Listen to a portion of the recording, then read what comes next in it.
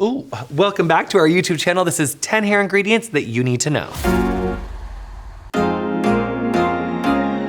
It's important to understand that when it comes to beauty, like when you purchase products, you are empowering that company. So like understanding that like beauty makes a huge impact. There's a huge market there. So I think kind of selfishly, I like to use the products that I think work the best, which like JVN Hair really is my favorite. I know I talk about it a lot, but I love it so much. But there are other brands that I love that I think are fabulous. Like Briogeo is great. I like Shuamora. I think Oribe is nice. There's like a Trader Joe's shampoo and conditioner that I don't mind. Like there are like low and high good products. You just need to look at the ingredients because that really is the most important thing. First and foremost, hemisqualane. That's gotta be our first. I'm obsessed with hemisqualane. I love it so much, I can't stand it. So hemi means half in Latin. Squalane is squalane. So hemisqualane is just a half-size molecule of squalane. Why I love it so much? Great question. Our body has squalene in it naturally, but as we get older, it starts to dissipate and we have less of it. But because our body creates squalene and squalane is molecularly the same size, the same shape, your body readily recognizes it. So hemisqualane is a great hair care ingredient because the size of that molecule can penetrate past the cuticle into the hair shaft, and it really makes the bonds of our hair stronger. So it instantly makes your hair stronger, but it also improves the integrity and the health over time. It helps us shine, it helps us slip, it helps with color retention, it has natural heat protection properties. So I'm obsessed with hemisqualane. I love it in hair care, I love it in skincare. It's fabulous. Another thing I love about it, and it really isn't like all of our JVN hair products, but it's really absorbent. Because that molecule is so small, it absorbs really easily into all hair types, all hair textures. I love it, it works great, try it out. I will say this, if you're someone who has used a lot of volatile silicones in your oils or your hair products, your hair is used to that really heavy, thick, like coating molecule. If you switch to a hemisqualane-based product, you're gonna have a moment where your hair may feel like it doesn't have as much control, or it's like not as heavy as you're used to it feeling. Your hair will get super smooth, super moisturized, but it'll take a minute for you to like get the balance of your hair where you're used to feeling it if you're switching from a silicone to a hemisqualane. Rice protein, I'm obsessed with rice protein. So in hair care, you're gonna have formulas that have like lots of different protein resources. There will also be like oil things. There could also be like different emollients that will make the hair softer or smoother. But rice protein is really cool because it actually does like hydrating and strengthening. So it gives the hair a really beautiful shine. It's super lightweight. We feature it in our Nurture Mask. So I love a good rice protein. There's other hair care brands that use rice proteins in their stuff, but typically it's really soothing for the hair, strengthening for the hair, and good for scalp. So love rice proteins. Ooh, another protein source that I love in hair ingredients is dehydrated quinoa extract. So quinoa, we love to eat it. It's a really good protein source for hair care though, because it makes the hair instantly stronger, but it won't make the hair over-proteinized. So in the 90s, you would hear a lot about like protein shampoos and conditioners having like so much protein that the hair can become like brittle and actually get like over-proteinized, and it can feel like almost hay-like. Usually now that never happens because every formula has enough moisture in it that it won't be too proteiny feeling.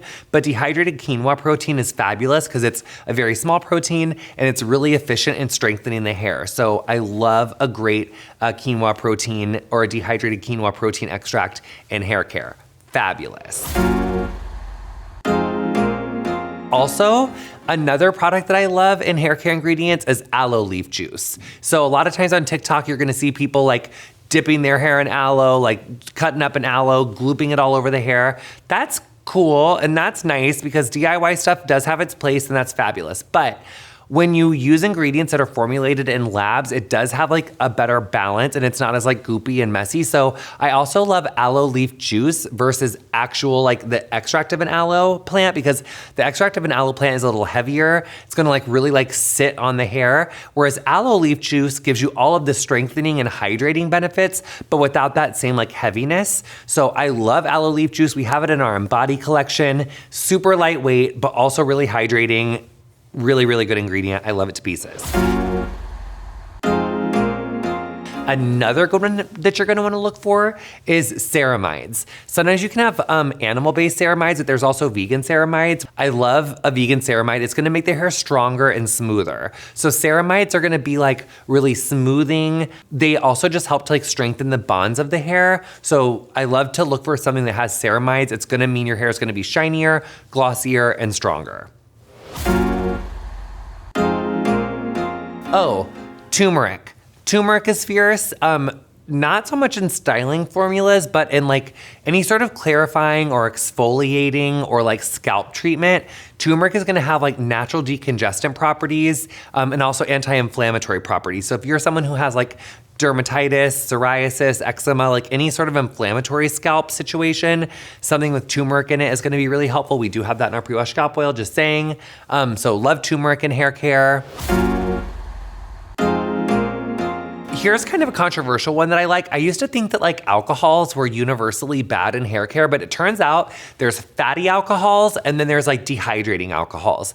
And we actually do employ fatty alcohols in some of our formulas at JVN Hair. A fatty alcohol can make the hair not like fuller, but it can just make it like, it can resurface the hair and make it actually like stronger, and it can just make it stronger and make it happier. So fatty alcohols can actually be invigorating for the hair and not drying at all. It just depends on what type it is. So that's an interesting thing to think about. Similarly, like silicones. So you have like silicones and then you have volatile silicones. Like I don't really love any sort of silicone, but volatile silicones are more damaging to your hair and like our water systems than like what just a regular old silicone would be. But also I think it's important, like it's become very like flashpoint to say like sulfate free, paraben free, like all the things that it doesn't have, but I'm more curious about what's in a product than what's not in it. But at the same time, it is important to know some ingredients to look out for, like parabens. I don't love a paraben. It's typically a preserving agent, but it has been linked in a lot of studies to like endocrine disruptors. They're not even allowed in a lot of countries. Parabens, like there's just no real need to have them in a formula. They're not great, so I try to avoid stuff that has parabens in it. Sulfates are another thing I try to avoid, but there is like all sulfates are not created equal. There's also like coconut-based sulfates. Then there's like sodium lauryl sulfates, which are like the things that I talked about in that first season of Queer Eye, where like that's the same like cleansing agent that cleans like a car engine. So it's really stripping on your hair. So sodium lauryl sulfate, not so great. There's other sulfates that are kind of okay, or not so drying to the hair. So sulfates are something that you need to kind of be aware of, like what sulfate is in the shampoo and conditioner that you're using. But sodium lauryl sulfate, we don't ever use that one. Ooh, Bisabolol, love that one. That comes from chamomile. That helps to make the integrity of the hair stronger. Like it instantly makes hair stronger. We featured it in our pre-wash scalp oil. Love Bisabolol. Also in our pre-wash scalp oil, we have Rosemary Extract, which you probably saw that on TikTok. It was having a major moment. It does increase like circulation, which is like linked to better hair growth. So rosemary is cool. Really oiling your scalp and taking care of your scalp is really good. It is the base of where everything comes from. Our scalps get a lot of neglect. So just like increasing, just massaging your scalp is gonna increase blood flow to the scalp, makes it healthier, makes it happier. So it just sets up a good growth environment in your scalp.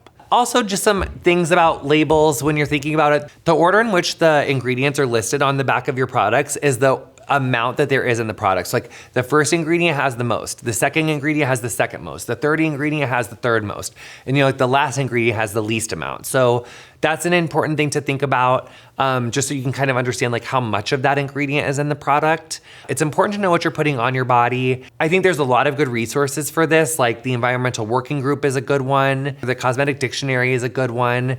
I think another interesting thing with ingredients is like even with like our hemisqualane, its chemical name is like hydrogenated farcinin, which sounds really scary, but that's just our hemisqualane because our hemisqualane is sourced from sugarcane. So really it's like a fermented sugarcane. So the fermentation is called hydrogenation. So like, it's like, wait, I thought that was like, bad fats that we're not supposed to eat. But like, so hydrogenated farcinin doesn't sound hot, but actually it's just our hemisqualane.